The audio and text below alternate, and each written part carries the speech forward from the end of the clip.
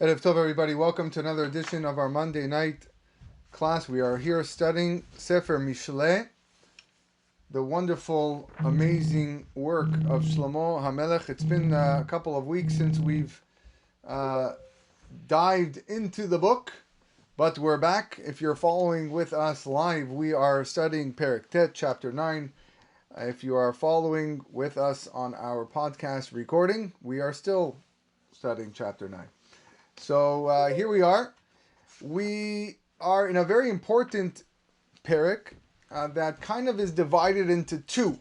The first six pesukim of this chapter, Shlomo HaMelech describes a feast that is prepared by a wise woman. She sets up her house, prepares food, invites guests so that they can partake in her meal. She addresses her guests, guides them on the path of life, so on and so forth, which we'll expound as we go on. Later on in the perek, we find a similar feast that is hosted by a foolish woman. But the manner in which her invitations are extended convey to her guests a radically different approach to life, as we will see. And these two parts of the chapter, the contrast really, bring to light the two themes that are prevalent in the book that we find. We have one that we spoke about in Perek Zayin, the power of the adulteress to draw a person into sin. That's going to be represented by a second part of the chapter. And Perek Het, which was the last perek we learned, spoke of the virtues of Chokhmah and the positive influences that came along with it. But as we're going to see, there's great mishalim and metaphors in this perek, referring to some of the ideas that we grew up studying, such as the creation of the world, the structure of the Torah. So without further ado, we'd like to get into this. Shlomo HaMelech begins Perek Tet with a pasuk that is quite well known to many studiers of Tanakh. Chokhmot banta beita, chatzva amudei hashiva, which means that wisdom has built her house. She carved out her 7 pillars. So the syntax of the pasuk is a little bit strange because chokhmot is plural, many forms of wisdom. Banta, she built or has built, is singular. So what is the plural chokhmah that is taking place and what's being built singular? So the Al-Shich here explains that the plural is a reference to the Torah shebichtav and the Torah shebe'al peh, the written and the oral Torah. And therefore, it follows that the world was created through the combined power of the two, Torah shebe'al peh and Torah shebichtav, and it's only through the people who engross themselves in the study of the Torah that the world can continue to exist, that one world. Metaphorically, the pasuk really teaches us that wisdom has to be arranged in an orderly fashion, has to be done the right way. Just like a builder of a home must plan, arrange the construction, draw out the plans, first laying the foundation, then constructing the walls, and then adding the upper floor, so on and so forth. So too, when a person studies Torah, the teachings need to be in the correct order. Often I have times, I spoke about it times in the past here, about individuals that come to me and they say, okay, how do I study Kabbalah? How do you study Kabbalah? What do you mean how you study Kabbalah? Do you know Parashat Shavua? Do you read the Torah? Do you read Chumash with Rashi every week? Do you study the basic halachot, Yichot of Shabbat? You're coming in, you want to jump into the Kabbalah, and you don't know the basics. It's not the way it works. There's a foundation, there's things involved before you jump to the roof. That's not the way it works. Chatzva amudei hashiva, and she carved out her 7 pillars. So what are these 7 pillars? A lot of commentary here. Rashi explains that HaKadosh Baruch Hu fashioned the world with wisdom, and the 7 pillars symbolize the 7 days of creation. But on the 7th day, Shabbat, there was no work. So what are you building on the 7th day? So Chachamim tell us that Shabbat is actually also a day of creation. Why? In the sense that menucha, rest, was missing until the arrival of Shabbat. There was no such thing as menucha until the arrival of Shabbat. So that's also kind of a part of a creation. The Malbim expands or elaborates on this metaphor. He says in the beginning of creation, the entire potential of the universe, the structure of the house, Banta Beita, was brought into being yesh me'ayin, from nothing. It was tov avo, and then all of a sudden we had this tremendous potential. After the 7 pillars were carved out, that is, on each day of the 7 days of creation, there was the potential of that day was brought to fulfillment. And now it was established in its completed form. This is really comparable to someone who plants 6 seeds into the ground. Now each one will sprout on a different day, and each one will form its own unique plant, and therefore the creation of the world was similar, because it's all there, it's waiting to erupt. Kadosh Baruch Hu had it that everything was created within the first 6 days. The creation of Shabbat in itself, a day without physical activity, is still considered a pillar of the world. It symbolizes the principle that HaKadosh Baruch Hu can suspend the rules of nature, run the world miraculously, says the Malbim. And that's why this is how the 7 pillars that HaKadosh Baruch Hu laid foundation with. Rashi, in fact, cites a different metaphor to this pasuk. He says that the 7 pillars are in reference to the 7 books of Chumash. But there's only 5 books of Chumash. So we've said in previous Shurim as well that the book of Bamidbar is actually divided into 3. There's 2 pesukim over there by Ibn Soharon that it's really considered its own separate book, and therefore Bamidbar has 3 books. Add the other 4, and then you have 7. So another idea that this is an allegory to the 7 books. The Midrash states that Banta Beita that Chochmot Banta Beita, the Chochmah has built her house, refers to Torah as a house. Our Chachamim tell us, Kol mi shekana lo divrei Torah, kana lo bait leolam haba. Anyone who has acquired the words of Torah has acquired himself a house in olam haba. The Chafetz Chaim on this statement of the rabbis explains that a person needs to erect his own spiritual house when it comes time to enter Gan Eden. His soul needs a place to live. He's not going to be able to borrow this house from others in the next world. It has to be built by himself. And only through toiling and laboring in the Sari of Torah is a person can merit that home. But the truth is, in this world, there are 2 ways to attain a house. A person can attain a house either by building it with his bare hands, or if he's unable to do so, can't build a house, he buys a house. He purchases it with money. The same 2 alternatives, says the Chavetz Chaim, apply in Olam Haba. If he's a Talmid Chacham and he's a Torah scholar, then that spiritual palace waiting for him in Olam Haba is built through his own Torah study. Al tikre banaich ela bonaich. Talmidei Chachamim are considered not just children of HaKadosh Baruch Hu, but bonaich. They are builders. They build their eternity through the study of Torah. But a person who cannot learn, a person who doesn't have the ability, then how can he build his house in Olam Haba? The answer is you buy it. You acquire it through money, meaning you support the people who are studying in Torah institutions. Of course, the Yisachar and Zevulun partnership that has been studied and reviewed many, many times before. Tavcha tivcha mascha yena af archa shulchana. This wise woman prepared her meat, mixed her wine, and also set her table. Continuing with the metaphor of creation, Rashi explains that this is a metaphor for all solids and liquids. According to the Gemara, this refers to the oceans and the rivers, all the needs of the world, the water source, the earth, the gasoline, petrol, everything is found in there in the world that HaKadosh Baruch Hu set up for us. According to Vilna Gaon, when this woman's preparing the meat, it's in reference to Torah shebichtav, the written Torah. Mixing her wine, as wine needed to be diluted back then, is the Mishnah, because many laws mentioned there are mixed up all throughout the Chamisha Chumshei Torah, just like you have to mix wine. And a set table refers to the Talmud. The Talmud is when all the laws are arrayed like a set table. The Malbim has a slightly different interpretation. Malbim says meat is in reference to the Chokhmah, to wisdom, because that's the sustenance of the soul, as we've spoken. Just like the food is what sustains ourselves, it sustains life, so too, wisdom is what sustains the lev.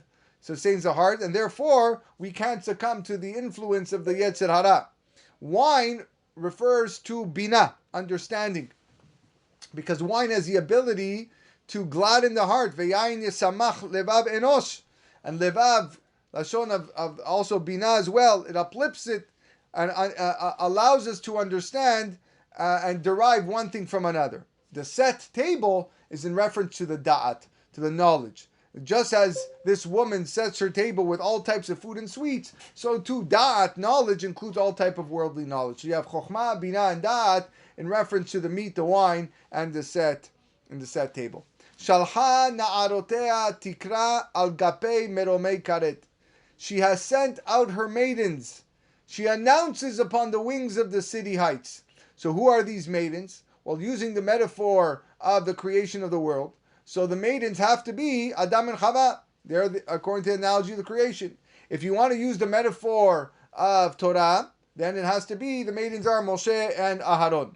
Wisdom does not personally invite her guests. That's not the way it works. She has to send messengers. This means that no individual can attain the Torah's wisdom on his own. He has to receive it through the words of the Chachamim, the words of the Nevi'im, the prophets, the sages, the teachers.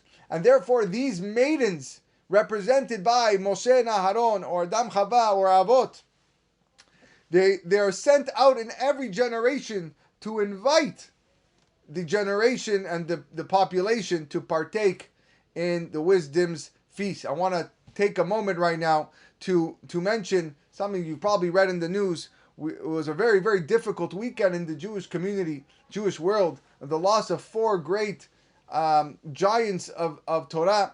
And again, I'm not here to compare one to the other, but two of them for me really stick out was Rav Soloveitchik and Rav Twersky.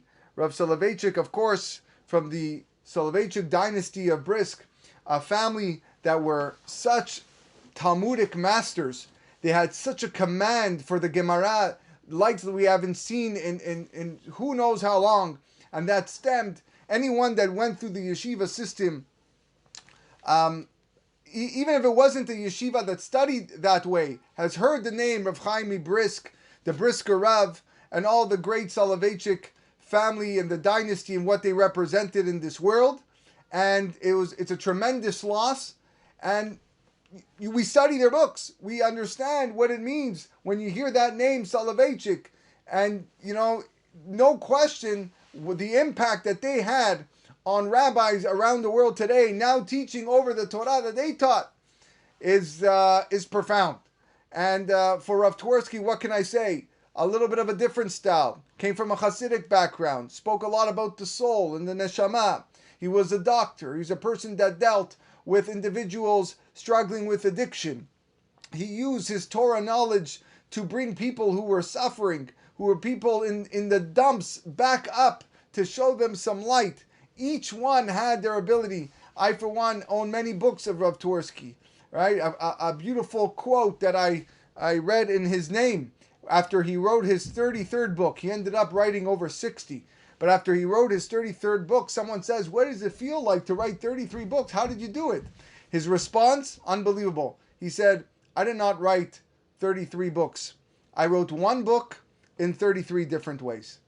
Now remember that, let me repeat that. I wrote one book in 33 different ways. Because there's only one truth. There's only one emet. All of his books was just leading to the nucleus, was allowing us to find a way to seek emet. It's just different ways of writing it. Unbelievable. This is who he was. It was a very sad weekend to read all those notifications. But it's exactly what we said. They were the messengers of the Chokhmah. They were the messengers. And it is us to nurture, suck whatever we can from our teachers and from those messengers, the sages and the Chachamim as well. Those are the maidens. Shalcha na'arotea. The Midrash, Kut Shimoni, quotes several midrashim or applications of these pesukim. Some say, one midrash writes that in the future, the Bet HaMikdash is going to be built.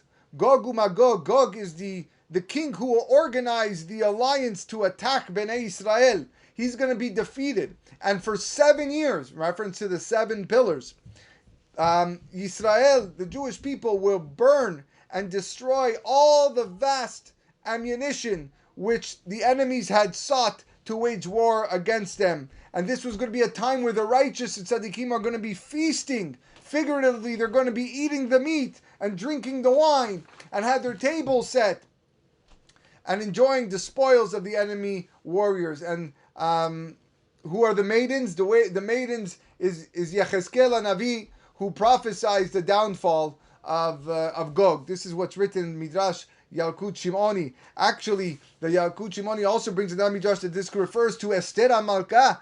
We are soon approaching the Chodesh Adar. That this refers to Esther Malka, who upon seeing the upcoming misfortune of her people, she also arranged the feast for Achashverosh and the wicked Haman. He had intoxicated them with wine, and through her deeds, Esther Malka set a table for herself in Olam Haba, and as well set a table for her in this world. Of course, the Mishle Purim, the Purim Seudah, which will never be abolished from the Jewish people's calendar, even after the time of Mashiach. And there's other midrashim that the Chachamim attribute to these pesukim. She continues to speak to her guest, this wise woman, and she says, Pasuk Daled, Mifeti Yasur Hena, whoever is a simpleton, let him turn here. Chasar Lev Amra Lo, as for the one who lacks understanding, she says to him, Lechu lachmu belachmi, come partake of my food, ushtu beyain masachti, and drink of the wine that I have mixed. So this person is being advised to come to the house of study in order to become wise. A person who lacks a sense to prepare his own meal should turn from this place and come over here where there's food ready, there's bread and there's wine. Same call to someone who lacks understanding. The Malbim explains why a simpleton and one without understanding are invited to this meal. You see, a simpleton is a person who's easily swayed because he lacks the basic tenets of wisdom. But once he acquires wisdom, which is the lechem, the bread mentioned in the next pasuk, he's going to leave his foolish ways. The Torah is going to provide him with whatever he needs necessary to outwit the Yetzer Hara. One who lacks understanding, the Hasar Lev, he knows the principles of wisdom, but he just lacks the moral strength to control the Yetzer Hara and overcome those desires. But once he attains understanding, which we said is the yayin, the wine referred to in Pasuk Hey, in the next Pasuk, then he's going to free himself away from the Yetzer Hara and be able to follow the proper path. If you don't have your own food, says the hostess, come here and enjoy my bread and wine. In other words, the Torah's wisdom is delightful. It enlightens the students and imparts knowledge to them. All those people desire to study should come and study the Torah, even if it doesn't make sense right now. The Torah is going to make it make sense for you. The Torah is likened to bread. Just like the world cannot exist without bread, so too the world cannot exist without Torah. Bread refers to the Torah shebichtav, and the wine to the Torah shebe'al peh. Just like bread is ready to be eaten, so too the Torah shebichtav, the Chamisha Chumshei Torah, is ready to be studied. Easy. Open up Chumash, read the story, study the mitzvot. It's good. The Torah shebe'al peh, however, is like the wine. The wine needs to be mixed in order to prepare it for its consumption. And that's why there's a lot of shakla v'tarya, there's a lot of in-depth study when it comes to the Mishnayot and the Gemarot, and therefore that is what needs to be done. It's like wine, says the Vilna Gaon. The Chafetz Chaim also expounds on the concept of bread being a metaphor for Torah. Just like bread is what provides us with the physical sustenance for a person's body, the words of Torah provides us with the spiritual nourishment we need for our neshama. Therefore, a person's Torah study and his attitude towards it needs to be parallel to the food that he intakes. A person makes sure to eat once a day. A person needs to make sure he studies once a day. The Gemara tells us on the final day of judgment, Asa kavata itim la Torah. Did you set a certain amount of time every day to the study of Torah? Just like you set times to eat, you have to set times for study. And if for whatever reason you forgot to eat one day, you were fasting, or you were so busy, then you need to make up your strength. So you eat a little bit more the next day because you don't want to be weak. So too, a person that for whatever reason missed the daf yomi one day or missed the shiur, he's got to make it up. He's got to inject more spirituality what he missed the day before. And unfortunately, a person who abstains from eating food for a prolonged period of time no longer feels hunger or a desire for food. What does he feel? Just overall weakness. And the same effect occurs in the spiritual realm.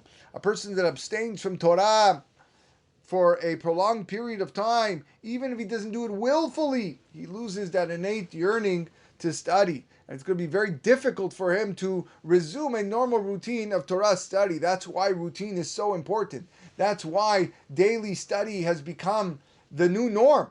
Whether it's the daily Daf Yomi, whether it's the daily Rambam, the daily Mishnayot, people are doing this daily Tanakh. This is like the new fad, but it's working. It's working because it keeps you on a schedule. You know you got to do it, and if you don't, you got to make it up tomorrow before you fall behind as well. According to the Midrash, bread symbolizes the laws of the Torah, and wine symbolizes the secrets. That's why the gematria of yain is 70, the same gematria as sod, which is secrets. Izvu petayim v'chyu v'ishru bederech bina. Leave your paths, simple ones, and live, stride in the way of understanding. Leave the company of those who are unintelligent, says Rav Yaakov Kamenetsky. Acquire understanding. That's what's going to bring you life. Immerse yourself in the world of Torah. Frequent the Bet Midrash and the Bet Knesset. Warm yourself with the insightful thoughts of the Chachamim. Walk towards happiness. That's what's important. Yoser letz lokeach lo kalon umochiach lerasha mumo. Pasuk Zayin, one who chastises a scoffer acquires disgrace for himself, and he who rebukes a wicked man is his blemish. Here Shlomo HaMelech decides to sidetrack a little bit and talks about the importance of rebuking one's friend. Rashi explains that if a person attempts to rebuke a wicked man, then it's his blemish, because the latter is not only going to ignore the rebuke, he's going to insult whoever wishes to correct him. And this is a prohibition against speaking with those people who entice others to do avodah zarah. Don't even attempt to rebuke them. This is the meaning of ocheach tochiach et amitecha velo tisa alav chet. The Ibn Ezra says, what does it mean, lo tisa alav chet? By rebuking, and they're not going to listen to you, then it's going to make it worse, says the Ibn Ezra. We're going to go more in depth when we see a beautiful story coming up soon. Chokhmah doesn't attempt to admonish either the scoffer or the wicked person. When you admonish the scoffer, you disgrace yourself, because the scoffer is only going to deride and scorn you in return. It's not worth it. Rebuking a wicked person as well, it brings a blemish upon a person, because now he responds to you with insults. So what have you gained? And he's going to say, you're screaming at me. Well, what about you? You did this, A, B, and C, and now you look bad. So therefore, wisdom has no dealings with such people, says the Metzudot. Al tochach letz pen isnaeka. Very famous pasuk from Shlomo HaMelech. Do not rebuke a scoffer, lest he hate you. However, hochach lechacham v'yaveka. Rebuke a wise man, and he will love you. See, when you rebuke a scoffer, he considers himself to be wise and is convinced that his way is correct. So what are you doing? You should rebuke a wise man instead, because the wise man wishes to refine all of his character traits. He wants to learn from everyone. Even though he's already wise and he knows what sin is. Not going to tell a tzaddik what a sin is. He knows what it is. But still, you rebuke him, because for him it's perfection. A great way of comparing this is to the way a woman may use a mirror. She prefers a magnifying mirror. You know those magnets that make your face look huge? Why? Because it's easy to spot the blemish. It makes it more visible. You could treat the blemish. You could remove what's wrong. And she can perfect her appearance. Similarly, the tzaddikim, they're also happy when others point out and magnify their sins in front of others, even if they're the tiniest, minuscule infractions. That's something that they really care, because they want to purify themselves of every flaw. The more one magnifies their imperfections, says the Gaon, to the tzaddikim, the more he becomes beloved to them. Incredible Gemara Masechet Arachin that relates that Rabbi Yochanan ben Nuri, one of the great Tanaim, testified that there were many times that he caused Rabbi Akiva to be punished.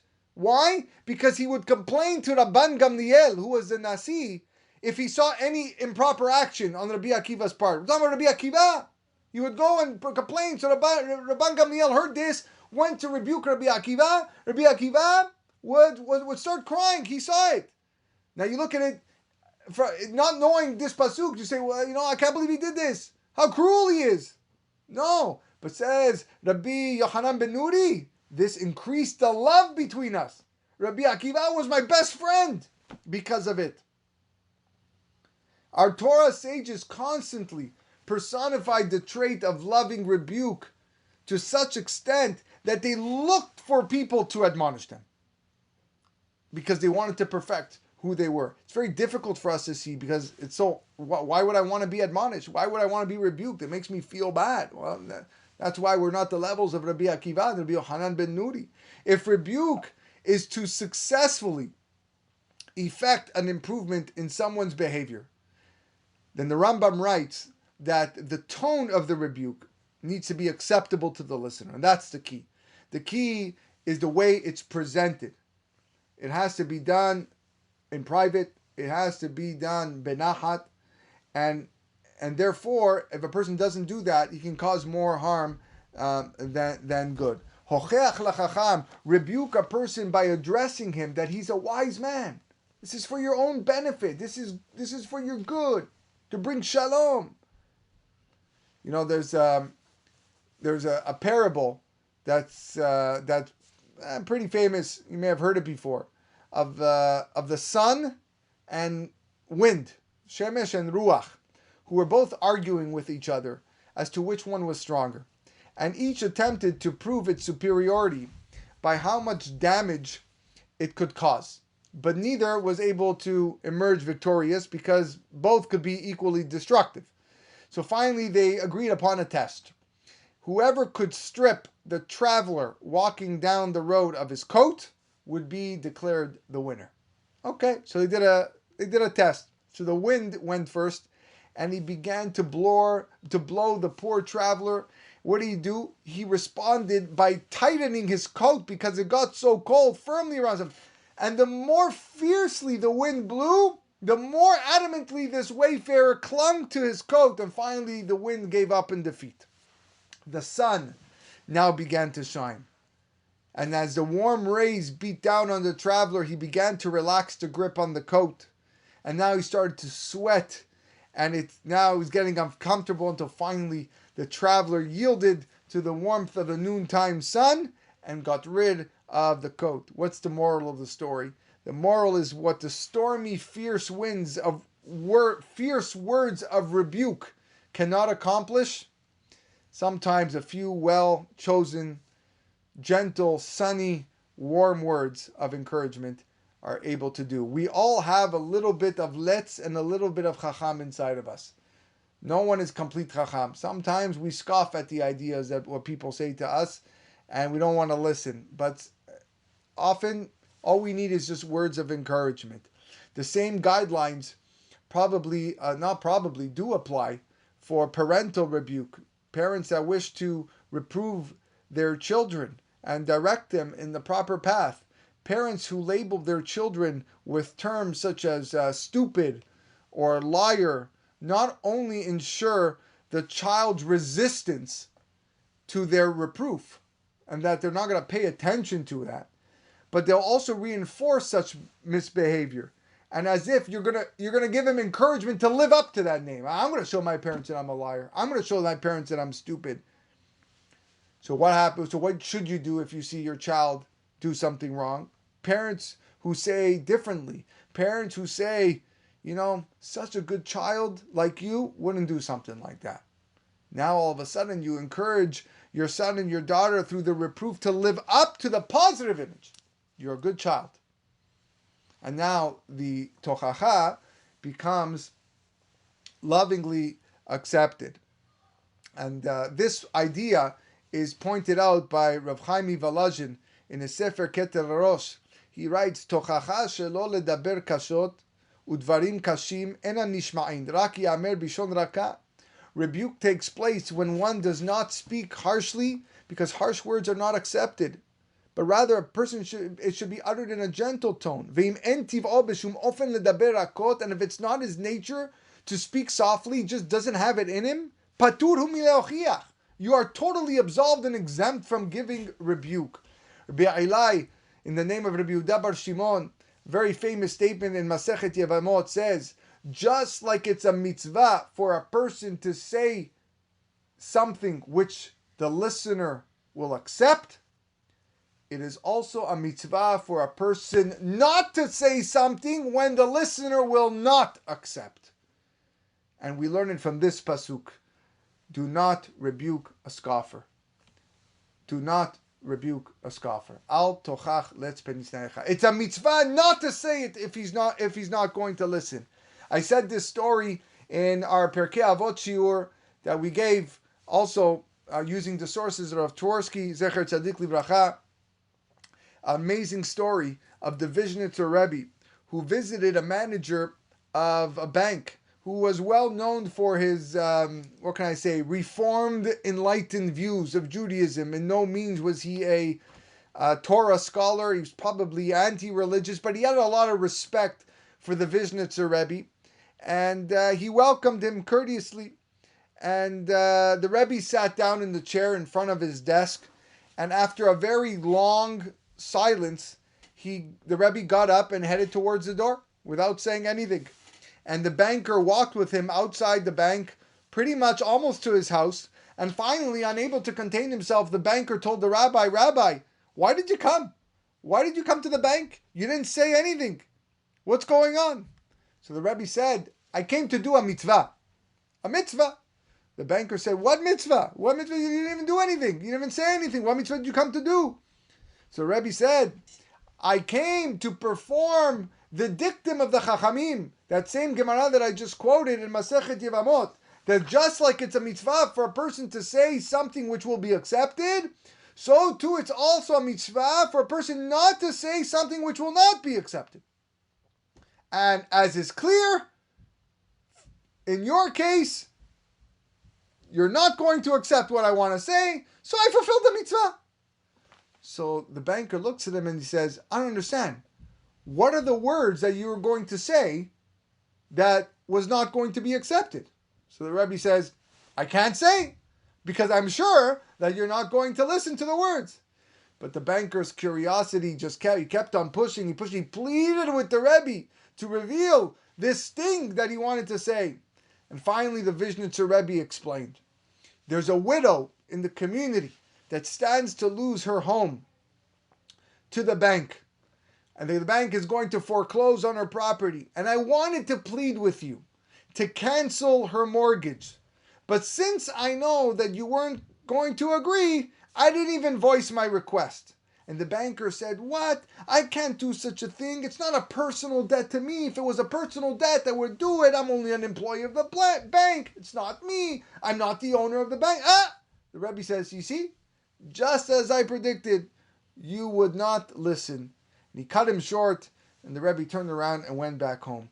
But the Rebbe's words hit their mark, and within a few days, the widow's mortgage was paid off from the banker's personal funds. Her debt was canceled. She was able to remain in the home. 10 lechacham beyechkam od, last pasuk tonight. Give wisdom to a wise man, and he will become even wiser. Teach a worthy student, and through his own understanding, says Rashi, he will become still wiser. And Rashi actually cites an example, how HaKadosh Baruch Hu commanded Noach at the time of the Mabul to take 7 pairs of every kosher animal in the ark. And though he was to take only 2 of the non-kosher animals. But when the Mabul was over and Noach left the ark, he built a Mizbeach, and brought the korbanot to HaKadosh Baruch Hu from the kosher animals. Because Noach reasoned, why did God command me to take 7 pairs of the kosher animals? It must be that he wants me to bring korbanot. So you gain wisdom, you gain understanding the more that you study. This midrash also applies to Betzalel as well. In his instructions to build the Mishkan in the Midbar, Moshe Rabbeinu first commands him to fashion the Aron HaKodesh, the Ark. But Betzalel understood that really the Mishkan should be built first, because there needs to be a home where the Aron can rest. And like this, there are many, many other examples. One more about Shmuel HaNavi when he was a young boy. In the beginning of Sefer Shmuel, he heard a voice calling him at night, and not realizing that it was God who was speaking to him, he ran to Eli, the Kohen HaGadol, for direction. Eli told him to lie down again, and should he hear the voice, he should respond, "Speak, Hashem, because your servant is listening." However, upon hearing the heavenly voice, Shmuel answered, "Speak, for your servant is listening," and he omitted the word Hashem. Why? Because he just wasn't sure if it was indeed HaKadosh Baruch Hu. And you see, you gain wisdom. Right? Maybe it's not God. So that's where we see this idea. Hoda letzaddik v'yosef lekach. Make wisdom known to the righteous, and he will add his learning. Once you make wisdom known to the tzaddik, and from his own knowledge, he will add more teachings to what he has already heard. And I can attest, as a teacher, as a student, that the more a person engages in the study of Torah, no question, the amount of understanding, the quality of the understanding is vastly superior than what you started with. These are the messages of this hostess who is setting the table of bread and wine and meat ready for us to partake from. The Torah shebichtav, the Torah shebe'al peh, understanding the wisdom of the world, the creation of the world through the messengers, through the maidens of Moshe and Aharon, Adam and Chava, and all the great teachers that have guided us along the way, listening to their words of wisdom, accepting their rebuke, because we consider ourselves to be chachamim, and that's why we want to accept a rebuke, because it sharpens ourselves, it sharpens our midot, and allows us to gain better understanding of HaKadosh Baruch Hu and the world that He created. And B'ezrat Hashem, we will continue this parak next week. Wishing everyone a wonderful night.